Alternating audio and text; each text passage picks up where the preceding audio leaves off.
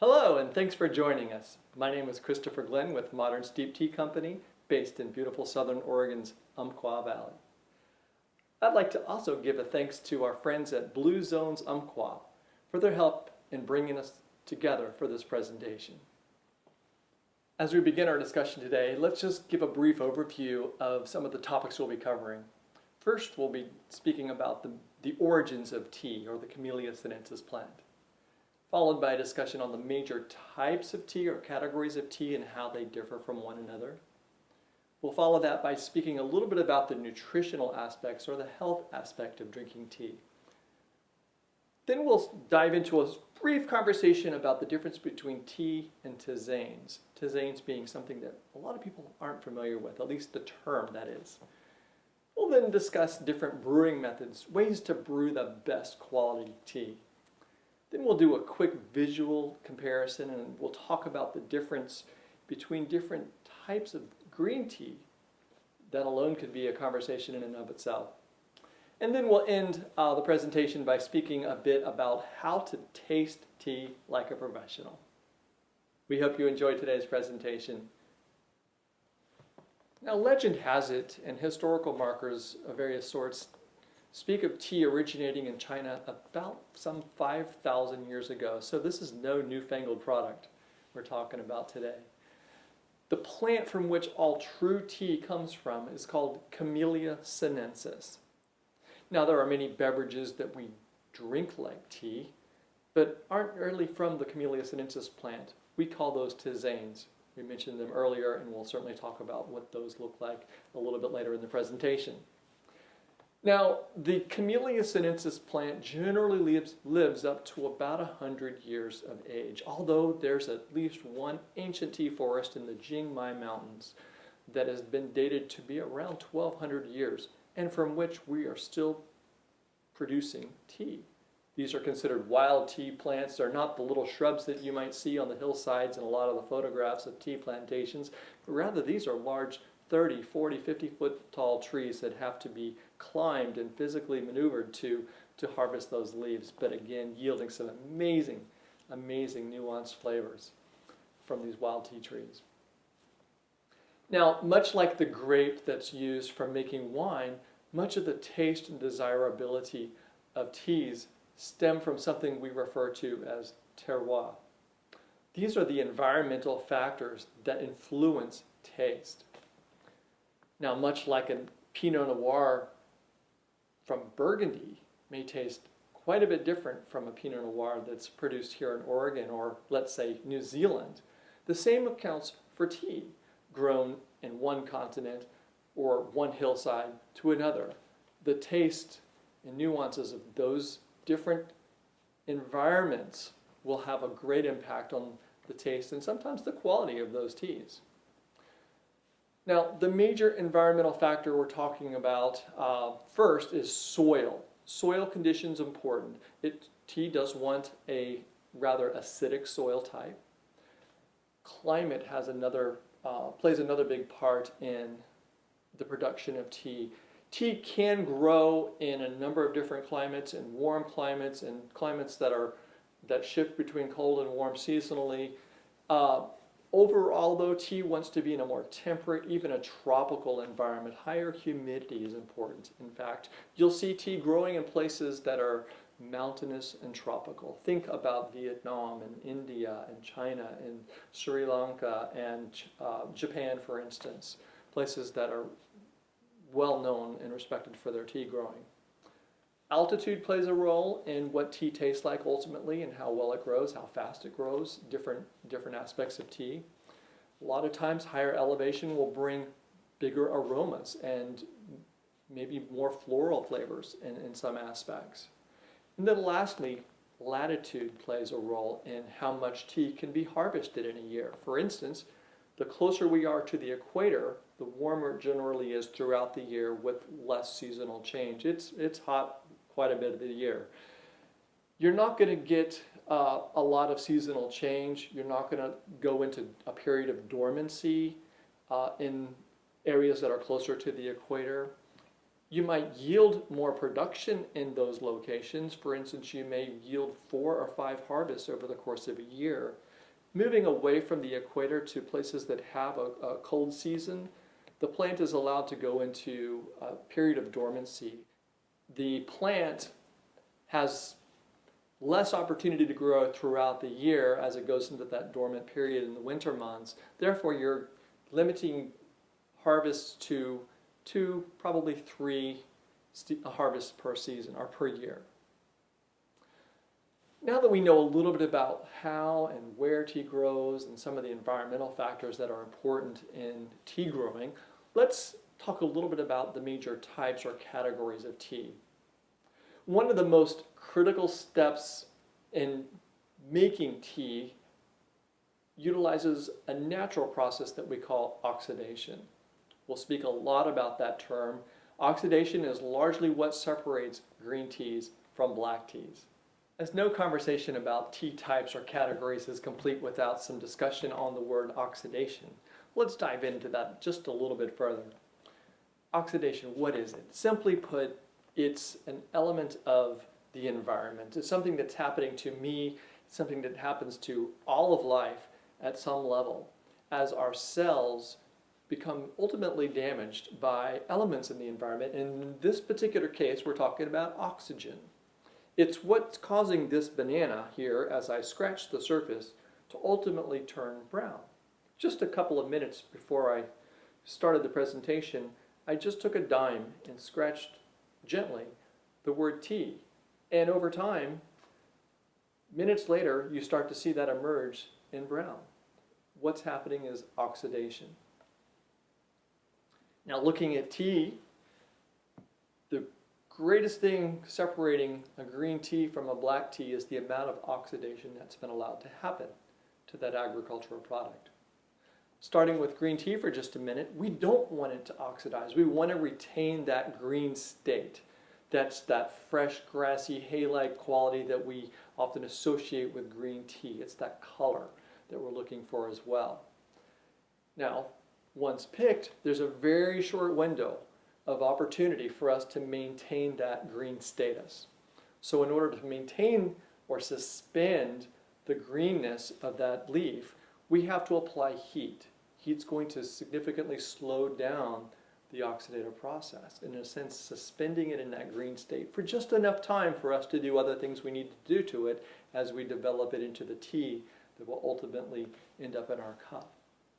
So in the tea world, that suspension is done with heat applied through either steam or in large ovens or in large woks. We just need to get that leaf up to about 150 degrees. The next category of tea we'll talk about is white tea.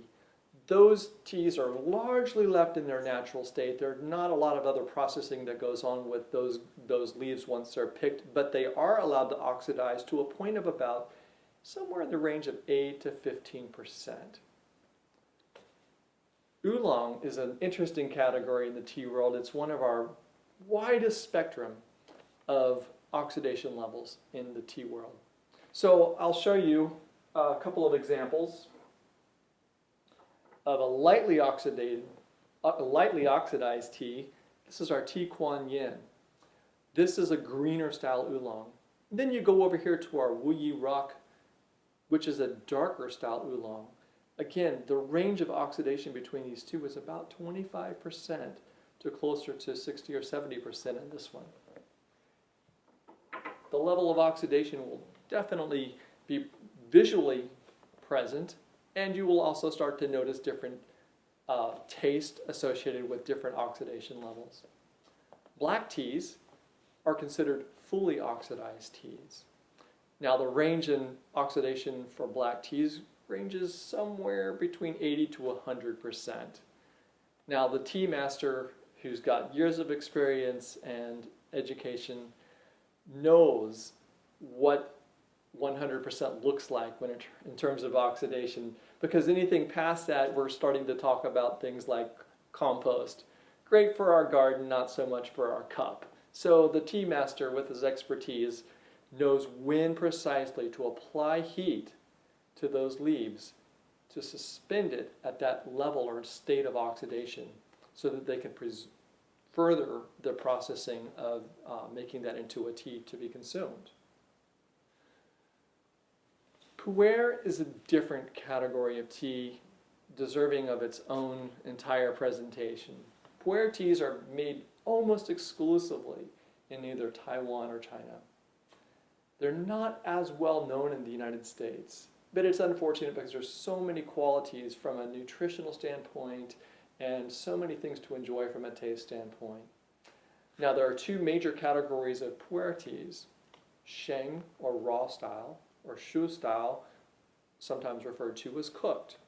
The sheng, or greener style, or raw pu'ers are those that are fermented, much like we would hear about fermenting in the making of kombucha or other ferment products. It's actually undergoing a period of time with a SCOBY, with healthful bacteria and yeast and so forth. That type of tea is going to have some residual or some spontaneous oxidation, whereas shu style pu'er, or dark or cooked pu'ers, are going to intentionally be oxidized at a much higher level. Ultimately, what that's doing, the sheng style tea, has been made to preserve and age and develop over time, sometimes decades, sometimes a century. You'll find amazing pu'ers at auction, 40, 50, 60, 70 years old, yielding very, very, very significant prices. Now, we may not want to wait for the development of those flavors for 20 or 30 or 50 years. So tea makers realized they could speed up some of the development of those flavors by allowing that leaf to be oxidized earlier on in the process. So giving us, in a sense, an artificial aged pu'er tea. Again, something for a much larger conversation, but something certainly interesting in the world of tea making and certainly unique. So now that we have a bit of an idea of what separates one tea type from another, we're going to spend a little bit of time talking about how tea gets from the plantation to your cup. Tea production begins with harvest. Harvesting can be done with mechanical means, or it can be done manually, as we handpick some of our finest teas. For instance, this white tea, known as silver needle, isn't even a fully developed tea leaf. It's simply the unopened bud that has to be harvested very carefully at a certain time or a certain window in the morning, just as the sun has come up, enough to dry the dew that is on the leaves and on the buds, but not so much that the heat from the sun has allowed those buds to open. Obviously, another reason why silver needle is a more expensive tea. It has some wonderful nuanced flavors, and it's certainly a beautiful tea to look at as you look at the delicate fine downy hairs that cover the bud, another indication of quality. Once picked, the leaves are sent up to a factory or a processing plant near or on the plantation for the rest of where the magic happens. So for most teas, there's a process called withering. Withering is when they take those bushels of tea leaves and spread them out and start to turn them with large forks or put them into tumblers, just like you'd see clothes in a dryer starting to tumble around. Ultimately, what's happening is those leaves are beginning to be bent and brushed up against one another. They're, in a sense, damaging the leaves to a certain degree. Why? For that oxidation process we talked about just a couple of minutes ago. As the tea maker approaches making a black tea, for instance, they're going to do this process for quite a while as they work to expose all of those leaves at an even level to the element of oxygen. There will be a point at which the tea maker says, that's where we stop. And as we talked about with our green tea previously, the way to suspend or slow down oxidation is to apply heat. So once the tea maker has gotten that tea leaf to the point of oxidation at which they want to stop, heat is applied. Heat could be applied through the use of steam, could be in a large oven. A lot of tea makers would use, in certain cultures, large woks over fire. All we need to do essentially is get that tea leaf up to about 150 degrees to de-enzyme the leaf to preserve it at that state of oxidation for further processing. Now, heating it at that level isn't going to dry out the leaf so much. It's simply going to preserve it for a little while longer so that the next step in tea processing can take place. Largely, that next step is shaping. To a large extent, the final shape of a tea leaf is determined by cultural, historical, or traditional methods by the tea maker. What type of tea are we going to make? For instance, dragonwell tea, there's no question. It's easy to identify dragonwell tea anywhere you go. It's going to look the same. It's going to be a leaf that's been folded over and dried flat. Some teas are twisted, some are curled, some are rolled up into tiny balls or nuggets or pearls. Another thing that the shape does is it allows the onlooker to get a sense of what type of tea it is based on tradition. I can look at that green flat leaf and say, yes, that's a dragonwell tea. It's also, for somebody who's got experience with different types of teas, going to give you an indication of how you might go about steeping that tea based on its shape. How dense is it? How tightly rolled was it? Some great indications for how you might approach that from a steeping standpoint. So with our tea now in the shape that we want it in, the last major step in processing is going to be the drying step. Drying tea is that point at which we essentially dehydrate the leaf, take away the moisture content so that we can preserve it for a very long period of time, just like any other dehydrated vegetable or meat product. We're going to bring that moisture content down to below 4 or 5% for that long-term storage. So the leaf is going to be heated up to about 200 degrees at a nice steady even flow, allowing for it to retain its shape. And then once dried, the tea is going to be packed away in some packaging that will allow for its transport to get it from farm to cup. One of the questions we get quite often is, how do I store my tea so that I can preserve freshness for a cup later on? Ultimately, I recommend that you avoid 4 things: air, heat, light, and moisture. Keep it in an airproof container, tightly sealed, so that you're not exposing those leaves to oxygen and further oxidation. Keep your tea in a nice cool spot. Room temperature is great, so that the heat from your furnace or your refrigerator or your stove isn't further degrading the tea leaves.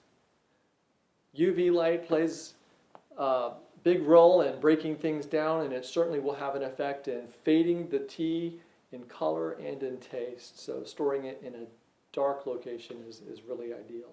And lastly, moisture. We're talking about a product that has been purposely, intentionally dehydrated. Let's wait until we steep it to rehydrate those leaves. So keeping it in a dry location is also critical. We want to keep that moisture level down to near null. Up to this point, we've really been focused on traditional tea types: green, white, black, pu'er, oolong teas in loose leaf format. What we haven't mentioned is matcha. Matcha is a type of tea that was developed in Japan. Matcha means ground tea. Matcha, cha being the Japanese word for tea. Essentially, the biggest difference in the growing standpoint or growing phase of the tea plant is matcha, high quality matcha, will have been shaded for 20 days or so before those leaves are picked. Now, why would we shade the leaves of a plant before we pick them? Well, ultimately, the plant needs light to survive. And by shading it, the plant is going to send out all of its energy to burst through or break through whatever this barrier is that's shielding it from the light it needs to survive. So in a sense, what's happening is the positive energy from that plant, the nutrients, the power, is going out to those extant leaves and buds, looking to break through to reach the sun, energizing the leaves that we're going to pick for grinding into matcha. Once picked, those leaves are dried. And in the case of our matcha, we are actually having those leaves put in cold storage for an aging process of up to about 9 months. This is going to mellow out the flavor, provide a little added sweetness, and produce a really high quality matcha for consumption in the end. Now, we're not going to steep matcha or prepare it in the same way we would other tea types. In fact, it's quite different. We're going to take the powder that is created and put it in a bowl, add a little bit of water, whisk it up, and short of giving you a full lesson on matcha, what I've done is I will point you to our website where we've got another video that you can see the matcha preparation from start to finish and learn a little bit more about this most potent of all teas, matcha.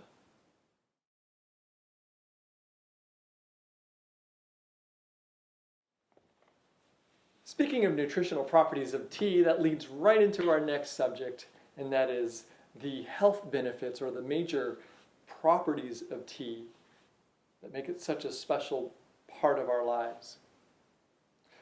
The first is probably the most obvious, and that is caffeine. Now, what is caffeine exactly? Well, to a lot of people's surprise, it's really just a pesticide that the plant produces itself in order to fend off those little critters that are after those fine, young, tender buds and new leaves that are growing on the plant.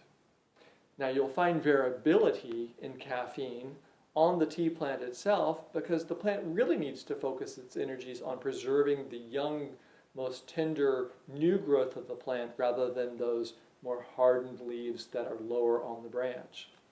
So when we're talking about caffeine levels in tea in general being about half of that of the levels of coffee, there's a big difference in how much caffeine is in leaf 1 versus leaf 2 versus leaf 7, 8, 9, or 10, and so forth. So younger, fresh teas that are using bud and first leaf, those younger leaves are going to have a slightly higher caffeine content than leaves plucked a little bit lower on those branches.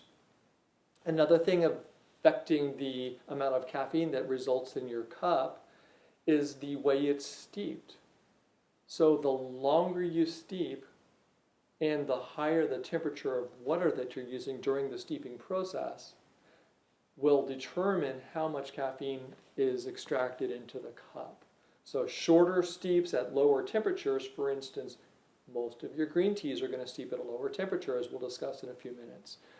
Those are not going to yield quite as much caffeine as, say, a leaf that is steeped at a much higher temperature for many more minutes. Next up is our very important amino acid called L-theanine. Unique to tea and the mushroom world, theanine is an amino acid that crosses the blood-brain barrier, whereas caffeine is really just a stimulant affecting more the heart than the brain. Theanine is responsible for the release of things like dopamine, GABA, serotonin, things that help elevate mood, things that associate with cognition, things that help with anxiety. Very important, wonderful aspect of tea. L-theanine works synergistically with caffeine to create what a lot of folks in the tea world will call a calm state of alertness. From there, we can talk about one of the most beneficial aspects of the regular consumption of tea, and that is its favor as a noted source of antioxidants. In plant-based foods, these micronutrients are called polyphenols. Unique to tea are catechins, of which EGCG, or to use a long scientific word, epigallocatechin gallate, is abundant in tea.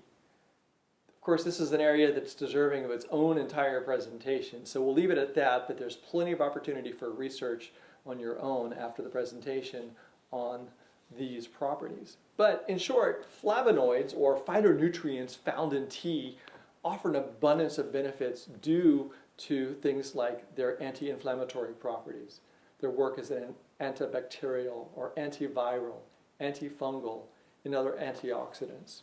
Again, tea not only tastes great, but has such well-meaning in a life that is focused on choosing healthy alternatives when it comes to what we put into our bodies and how we enrich our lives.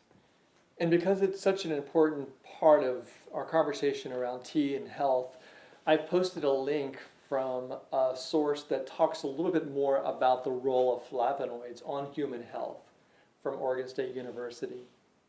Now that wraps up our summary regarding the origins of tea, how it's made, and some of the health benefits most commonly associated with tea consumption. So we're going to shift gears just a little bit now back to the topic of teas and that other thing we drink like tea, but it's not really tea, called tisanes. The world of tisanes is a beautiful one indeed.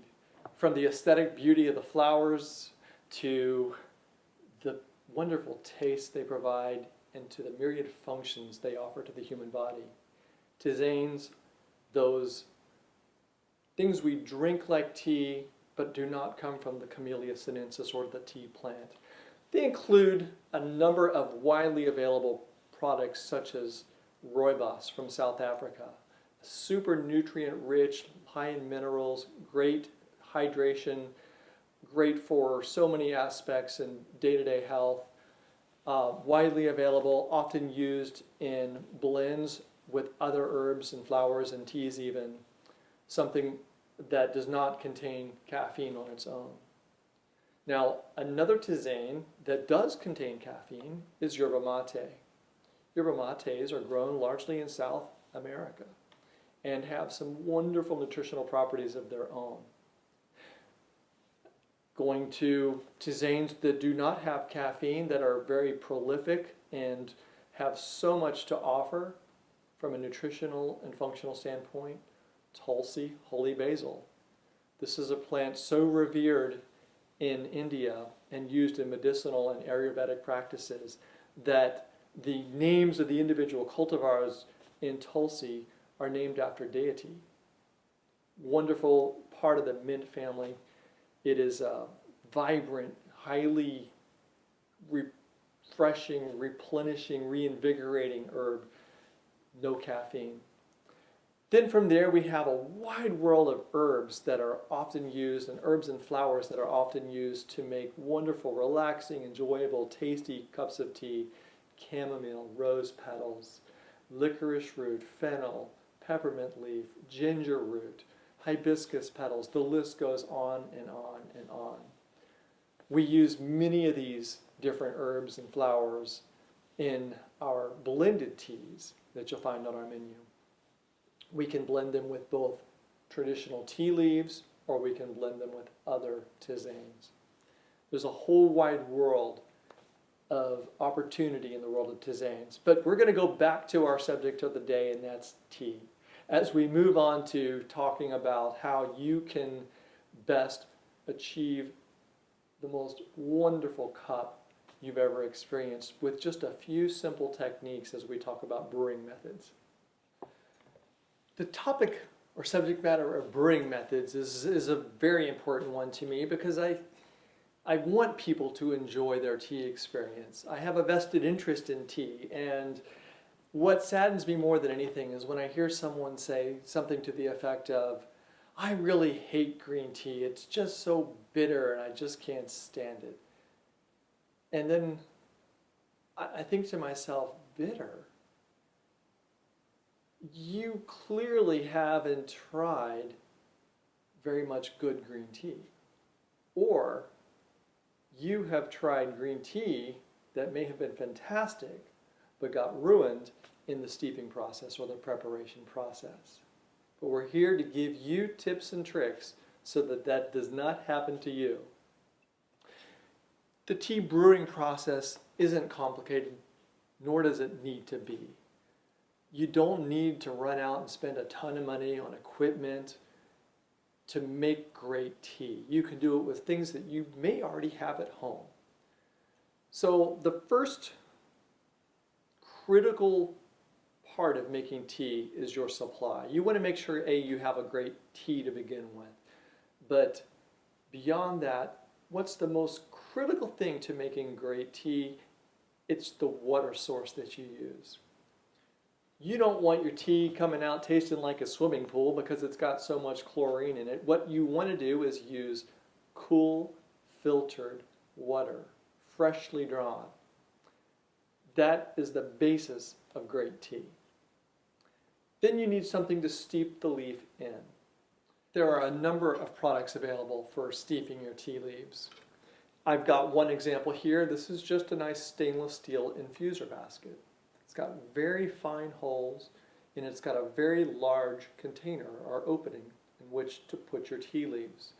Now, to a lot of folks' surprise, we've got tea leaves that start off as small as this little nugget that will grow once rehydrated up to 10 times the size you see there. So a teaspoon could turn into nearly a cup of open leaves. So you don't want to squish these leaves into a small tea ball that will not allow room for proper expansion or water movement around those leaves.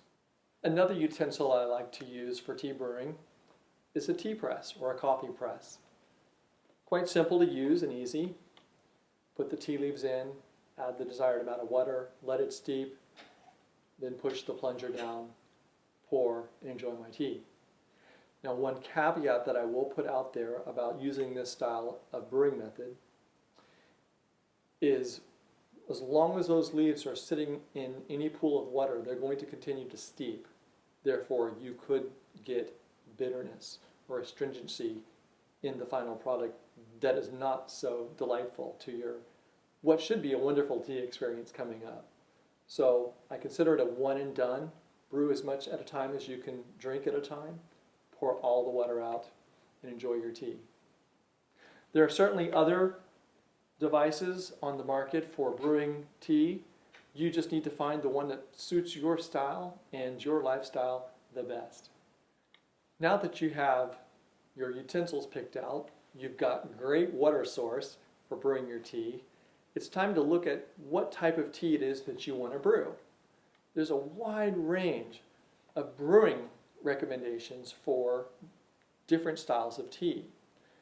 Now, the fallback is that you boil the water and you steep the tea for 5 minutes. You're done. Well, there could be nothing more devastating to a fine Japanese green tea than doing just that. Now, we always send our teas out to folks with instructions on everything from how much tea leaf to measure into each 8 ounces of water.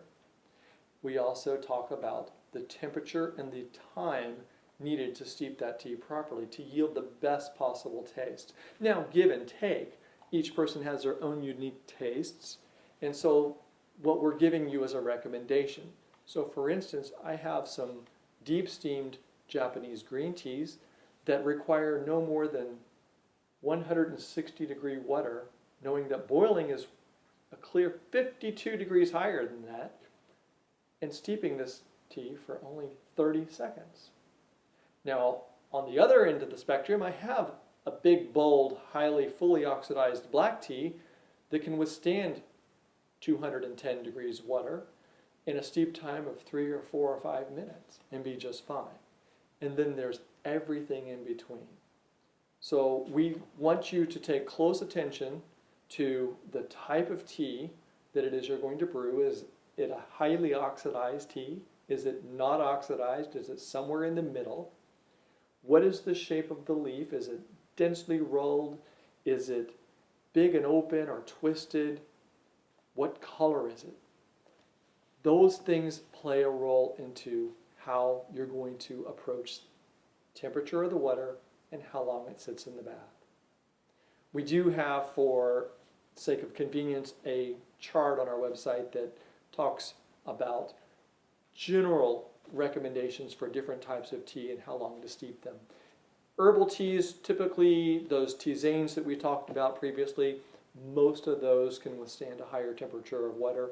And for functional teas, things that are going to help with digestion, whether it's ginger or peppermint or tulsi for other benefits, longer is most of the time better. I recommend folks steep those for 6 or 7 minutes or longer to achieve higher function from those various tisanes. One other comment I would make about steeping any kind of tea in any kind of vessel, you want movement. You want to agitate those leaves so that you're getting a nice circulation of that water and getting a nice full infusion, pulling out and extracting as much of the flavor and those properties from the leaf as possible. So plunking it in the cup, pouring some water over it and walking away, it's going to yield you a decent cup, but giving it some motion, swirling it around, swishing it around in there, that's always going to do nothing but help in the tea brewing process to yield the best cup. Lastly, I would mention that steeping tea once and discarding the leaves in most situations is a pure waste of money. There is so much opportunity to enjoy multiple infusions in certain types of teas. Pu'ers, for example, will easily yield 4, 5, or even 6 infusions. So don't dump those tea leaves out right after you finish that first cup. Put the leaves back, add more water, steep it again, and perhaps again. Note each successive infusion will yield less and less caffeine, and flavors will vary between each infusion. So you may want to also extend the time just a little bit on secondary or tertiary infusions. But again, trial and error, find what works best for you, but get the most bang for your buck. When you're buying a high quality tea, you don't want it to go to waste. So get everything out of it that you possibly can. That's yet another advantage of the loose leaf tea product versus the Dunkin' Junk tea bags that you'll find on most grocery store shelves that are made from not the full tea leaf, but particles that are kind of the byproduct of the tea making process. Those are generally good for one super powerful explosion of flavor, and then they're pretty much useless after that.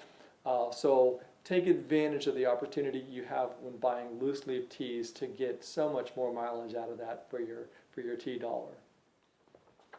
Shifting gears now to looking at green teas in particular and the variety of green teas that exist.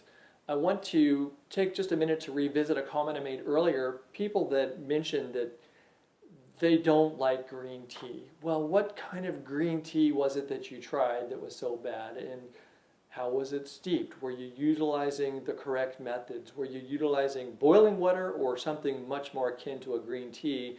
Maybe water at a temperature of 160 or 170 degrees. Were you steeping it for 10 minutes or maybe more like the recommended 30 seconds or 1 minute, maybe 2 minutes, depending on the type of format of that green tea.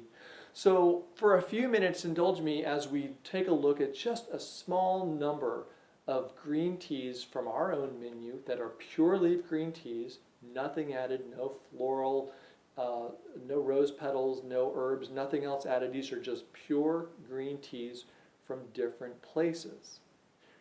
We'll start with gunpowder. Gunpowder Pearl, as we call it, is most likely a style of tea you've tried at a Chinese restaurant. Albeit, at most Chinese restaurants, they're using a powdered, quick, easy, instant format, maybe a tea bag version to steep it for the restaurant in bulk quantities. But I'll let you know that our organic version brews up a slightly smoky, slightly nutty brew that really pairs nicely with food and is not going to be big and astringent. In sharp contrast in looks and taste to gunpowder is our Japanese Sencha. Our primary Sencha is a light steamed, and when we talked about de-enzyming the leaf previously, it's the amount of heat that's applied right after those leaves are picked to preserve the green status of the leaf. Our premium Sencha is lightly steamed, so it can hold up to a temperature of about 170, 175 degrees for a steep time of about 1 minute. From a flavor standpoint, it's going to be a sweet, grassy note that you get. Little to no bitterness as long as you don't oversteep it or use water in excess of 175 degrees or so.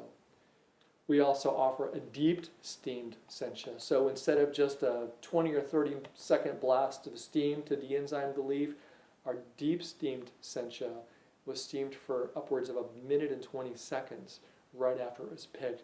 It does break down the leaf quite a bit more, but you're going to get a much more deep, more savory, more umami flavors out of that leaf than you will our lightly steamed. So even between senchas, there's great contrast based on how they're made and also on what cultivars are used to produce. There are hundreds of cultivars used to make just sencha in Japan alone. So all of those will give you variety in taste. Our Dragonwell King Ming uses a cultivar of the tea plant that is known to be the oldest type ever used for making Dragonwell, dating back some 1,500 years ago.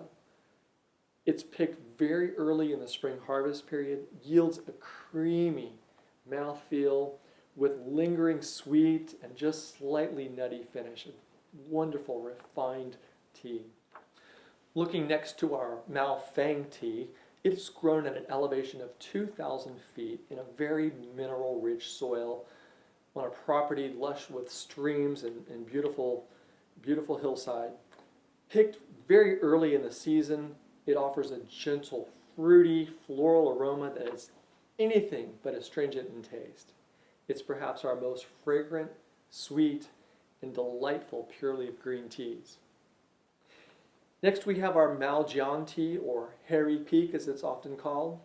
This one is a bit more vegetal in taste than some of the others we've just looked at. It's going to be less grassy, less oceanic than perhaps a Japanese steamed tea like our Sencha. And it will have a subtle sweetness to it as a finish. Then in sharp contrast to the leaves that we've looked at already, here's a look at our ceremonial grade matcha. Again, the primary leaf matter has been slowly ground up into this talc-like powder. And just as there are virtually countless styles of green tea, there are nearly as many versions of matcha in the marketplace, some much more desirable than others, based on cultivars, handling, shading, aging, that will also impact the way matcha tastes from one maker to the other. Again, this is just a sampling of a few of the green teas we have in our collection. They vary wildly from sweet to savory to nutty and literally everything in between. So just because you don't like a Japanese grassy or oceanic style sencha doesn't mean that you won't absolutely fall in love with the refined beauty found in our Dragonwell tea. From a different culture, different style of tea, cultivar, again, offering you a plethora of options, even within just the green tea world in and of itself. Now that our tea has been grown, it's been made, and it's been delivered, let's talk about how to approach tasting that tea to experience all the nuance that that cup has to offer. I would say that it starts with smelling, with your sense of smell. Take a minute before you add any water to your leaf to just breathe in the aromas. What do you smell? What does it smell like? Is it earthy? Is it sweet? Is it floral? This is going to ultimately help prepare your palate for what's to come once you engage the steeping process. 70% of your taste of smell is derived, after all, from the olfactory senses or your sense of smell.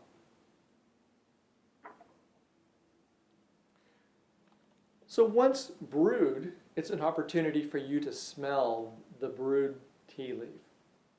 Get an idea of what has happened as water hit those leaves and as the flavors start to come out in an aromatic sense. Again, further preparing your palate for what's to come in the tasting experience. Answer those same questions. Do you smell sweet? Do you smell sour? You smell a little bit of leather? Do you smell a little bit of earth? Do you smell something floral, something fruity? Those are questions that you can ask as you smell that and take that in. We might be steeping our tea at a temperature of 160, 180, 200 degrees or more. Not the time to taste it when it's that hot. You're not going to get all of your taste buds to line up correctly. You're going to miss a lot because you're going to essentially injure or numb your taste buds at that point from really tasting any nuance associated with that tea. So let the tea cool down to about 130 to maybe 140 degrees before you attempt to taste.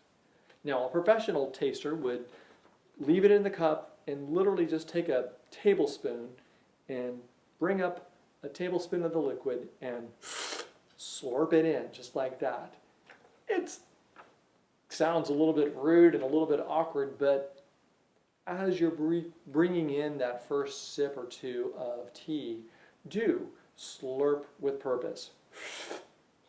What you're doing is you're bringing in air and those aromatics, and you're opening up some airways in your own body that are going to allow you to enjoy a broader experience of the aromas that are also associated with the taste of the tea. Now that you have the tea in your mouth, don't just swallow it straight away. Instead, work it around all of the pockets of your mouth, high up into your cheeks, around all sides of your tongue, down low, far back, in between. After all, you've got some 10,000 taste receptors in your mouth, and just drinking it straight away down the chute, you're going to bypass 2/3 of those and miss out on so much of the opportunity to experience the nuance and flavors and aromas that that tea has to offer. As you're doing so, think about the texture that you're experiencing as this tea is in your mouth. Is it thin? Is it creamy, like the Dragon Well tea we talked about a few minutes ago, or frothy and thick and rich like the matcha we talked about a moment ago? What is that mouthfeel? What are some of the tastes that you're starting to observe? Sweetness, sourness, tanginess, savory. Is there dairy notes in it? There's a myriad flavors and subtleties that you can start to discern when you take that time to do so. Now, once you swallow the tea, having done all of those things in advance, this is an opportunity to continue the experience as you observe the residual effect of what you just tasted. Are you experiencing any dryness in your mouth? That would tend to indicate some astringency factors. Are you experiencing residual sweetness that you didn't notice maybe at first when you first put the tea into your mouth? Are you experiencing nuttiness, dairy-like qualities, tanginess, floral notes? There are literally thousands of possibilities associated with things you've eaten or things you've drank in the past and what you're experiencing now as you taste your way through this tea that you've just consumed. You may not do all of these steps every time you approach tea on a day-to-day basis, but I would encourage you to elevate your tea experience, especially as you approach new and different teas, that you go through these steps so that you can really start to pull out some of the really enjoyable facets of that tea. You may or may not come back to that tea as your favorite tea, but you will have walked away more educated about what that tea had to offer, and that's a great thing. Furthermore, it's an opportunity just to do a tasting like this is a great opportunity to engage with other folks in a communal fashion. Bringing together some folks, maybe everybody brings a tea or two to the table to try, and go through this process of breathing in the dry tea leaves, breathing in the steeped tea aroma, putting it into your mouth, engaging that tea around your mouth, swallowing, taking note each step of the way, what's the same and what is different, and what you did and what you did not like about that tea. Take notes, talk about it. It's another opportunity, as we learned so much in our training with Blue Zones, another opportunity to engage with other human beings around something as healthful and delightful as tea. Well, that's about all the time we have for our presentation today. I want to thank you again for being part of the conversation. Wherever you are on your tea journey, we are glad that you spent some time with us today. Maybe you learned a little bit of something, or maybe it prompts you to ask a few more questions. Of course, we invite you to reach out to us should you have other questions or comments or thoughts you want to share. We also want to extend another thanks to our friends at Blue Zones Umpqua for inviting us to be part of their larger community as we share with one another ways to enhance our lives, to commune together so that we can live better, live longer, and enjoy so much of the bountiful gifts that the earth has to offer. And as we like to say at Modern Steve, peace, love, and, well, tea.